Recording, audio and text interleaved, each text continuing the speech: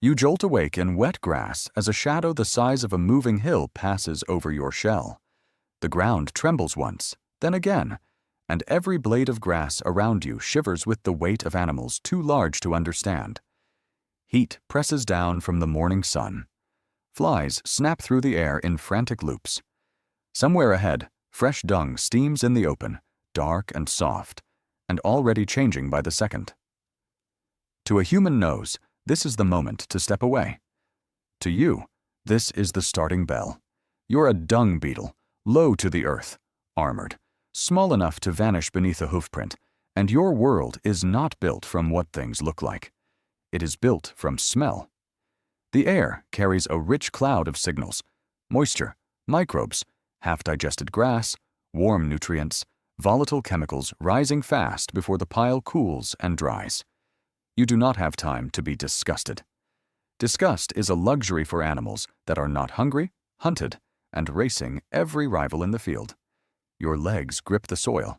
Your antennae open like tiny fans. The scent rolls over you, and you move. Around you, the landscape is chaos at ankle height. A hoof lands nearby and punches a crater into the mud. A fly lands, tastes, lifts off. Another beetle cuts across your path with the same urgent purpose. Mites ride bodies like passengers. Ants scout the edges. Every creature here knows the truth. Fresh dung is not waste yet. It is food. It is shelter. It is building material. It is a nursery waiting to be claimed. But only for a short time. The sun will bake it. The wind will dry it. Rain may flatten it. Flies will seed it with larvae. Other beetles will carve it apart, drag it under, roll it away, or live inside it. What seems like a single messy pile from above is, down here, a temporary city with no empty rooms and no patient residents. You push forward. The smell strengthens. The pile rises ahead like a warm brown cliff face, buzzing, shifting, alive with arrivals. For you, this is not filth. This is opportunity with a deadline. Inside it are fine particles and fluids adults can feed on, plant matter already broken down by a much larger animal, and the raw material that could keep your future offspring alive. If you find the right piece, claim it, shape it, and hide it before the others do, you may survive another day. If you fail, the whole feast may be gone while you are still searching. This is the part humans usually misunderstand. Dung beetles are often treated like dirty little scavengers, creatures defined by what they touch. But your life is not random crawling through muck. It is a precise survival system built around recycling what the rest of the world drops behind. You take leftovers and turn them into movement, growth, eggs, soil, and new life. Across fields, forests, savannas, and pastures, beetles like you clean the ground, return nutrients below the surface, open the soil, reduce breeding places for pest flies, and help keep landscapes from drowning in animal waste. None of that feels grand right now. Right now, it feels like pressure. You reach the pile, and the heat of it rises around you. The surface is crowded before you even climb. A beetle disappears into a soft fold. Another wedges its head beneath a lump and begins to pry. Flies cluster at the wettest places. The air hums with wings. The ground smells of grass, sweat, soil, and urgency. You are smaller than almost everything that can crush you, but you are not helpless. Your body is built for this world. Hard shell, strong legs, senses tuned to a resource that vanishes quickly. The rule is simple and merciless. Find fresh dung fast. Claim a piece. Turn it into food, shelter, or offspring before the crowd, the weather, and the predators take it from you. So you climb into the rush, not because your life is dirty, but because your life depends on recognizing value where others see only waste. Your front legs strike the warm surface, and the pile moves beneath you with living traffic. Beetles are already here. Some arrived minutes after the dung hit the grass, pulled in by the same invisible chemicals that dragged you across the field. You are one scarab among many, part of an enormous beetle family with thousands of forms and appetites.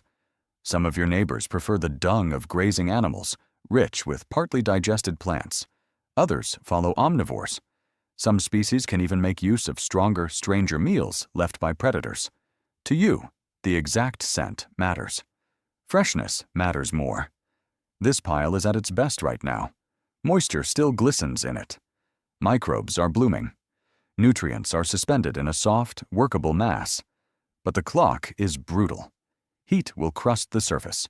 Air will change the smell. Flies will lay eggs. Larvae will hatch and begin eating through the same resource you need. If you wait, the prize becomes crowded, dry, and harder to use. You push into the swarm. Around you, 3 different survival plans unfold at once. Some beetles stay in the dung itself, dwelling inside the heap, feeding and laying eggs where the resource lies.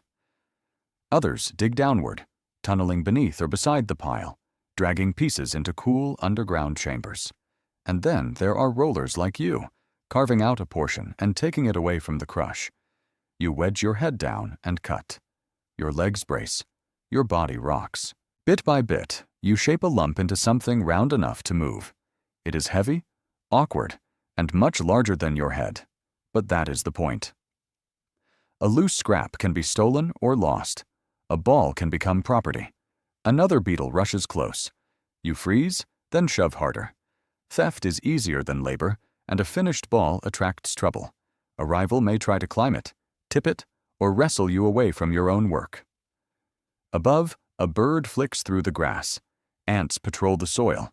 Every extra second near the main pile is danger, so you roll. Upside down, back legs pushing, you drive the ball away from the crowd. The world flips and jolts behind you. Grass stems become walls. Pebbles become boulders. The ball snags, slips, lurches forward. Your body strains against a load many times your own weight, and still you keep moving, because distance is control. Then you stop and climb on top. For a moment, you stand on the very thing you are trying to escape with. You turn in place, reading the open sky. The sun burns above the field. On other nights, beetles like you may use the moon, polarized light, even the pale band of the Milky Way to hold a straight course through darkness. A straight line is not poetry. It is survival. If you circle back, you return to thieves, flies, and jaws. You drop down and roll again. Farther from the pile, the noise thins. The smell fades behind you. Here, the ball can become more than food. You dig into the soil, scraping loose grains, backing down, pulling, packing, hiding. Underground, the air is cooler and safer. The dung will not dry so quickly. Surface rivals will have a harder time finding it. In a chamber below the grass, the ball is reshaped with care. If this is a brood ball, it is not for you alone. An egg is placed with the prepared dung, sealed inside a private pantry. When the larva hatches, it will not search the dangerous field. It will wake inside its meal, soft, pale, grub-like. It will feed on the stored dung, grow in darkness, then change through pupa into adult form. Its whole beginning depends on the quality of this hidden room, not too dry, not flooded, not spoiled, not invaded. Above ground, the old pile shrinks. Piece by piece, beetles pull it apart. Tunnelers drag nutrients below. Dwellers churn through what remains. Rollers carry small worlds away. The soil receives what the herd left behind. Water can sink more easily where tunnels loosen the ground. Pest flies lose breeding space when dung disappears quickly. Seeds swallowed by animals may be buried and given a chance. Parasites that depend on exposed dung may lose some of their foothold. This is not a mess being visited by insects. This is a system working. Even danger reaches into it from beyond the field. Medicines given to livestock, such as ivermectin, can pass through dung and leave residues that harm beetles and other small creatures trying to break it down. Your survival depends not only on speed and strength, but on what has happened to the animal before the dung ever reached the ground. Still, you work. You roll, bury, feed, mate, guard, and build in the dark. What began as a steaming pile in the grass becomes a meal, a nursery, a tunnel, a patch of richer soil. Your world is small enough to fit beneath a hoof, yet the job spreads under entire landscapes. You break the surface from below, pushing loose soil aside as daylight spills over your shell. The old dung pile is still there, but it is no longer the towering wet cliff it was when the rush began. It has sagged, dried at the edges, and been carved by hundreds of small decisions. A roller took one piece across the grass. A tunneler dragged another into the dark. Dwellers fed and nested inside the remains. Flies came searching for a nursery, but found less space than they expected. Rainwater slips into loosened soil, where tunnels now lace the ground beneath. From above, it might still look like nothing important happened. From down here, everything changed. The nutrients that passed through a grazing animal did not stop as waste. They moved into beetle bodies, into eggs, into larvae, into soil. What was dropped in one hot moment became food for one creature, shelter for another, and a buried start for roots and microbes below. The field did not need a cleanup crew with tools and orders. It had you. It had thousands like you, working by scent, pressure, hunger, instinct, and timing. You pause in the grass, legs dusted with earth. Somewhere nearby, a hidden chamber holds a brood ball sealed in darkness.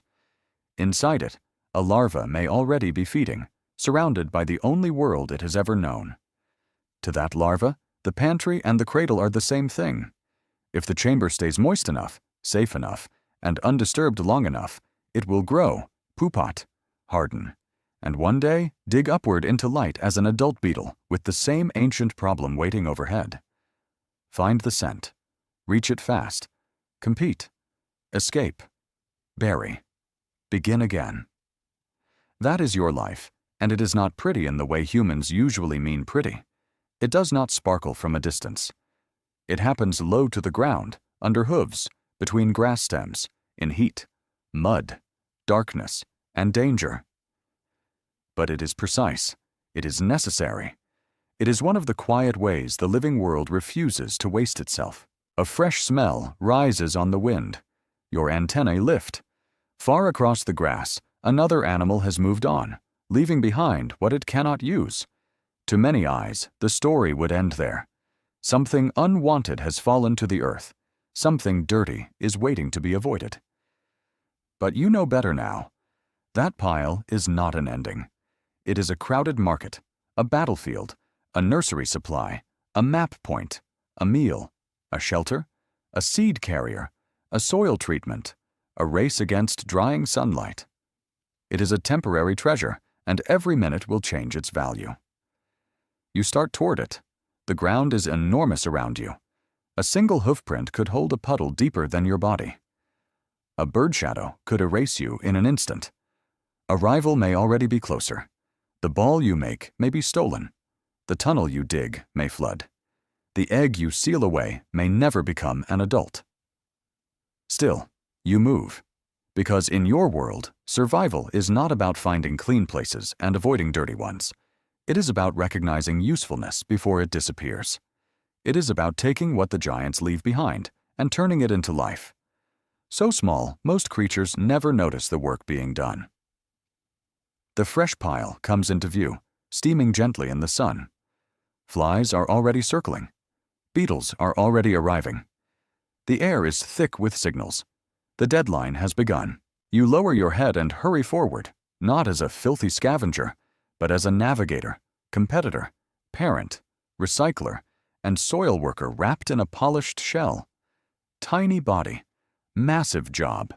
And the next time someone sees dung in the grass, something in that scene should look different.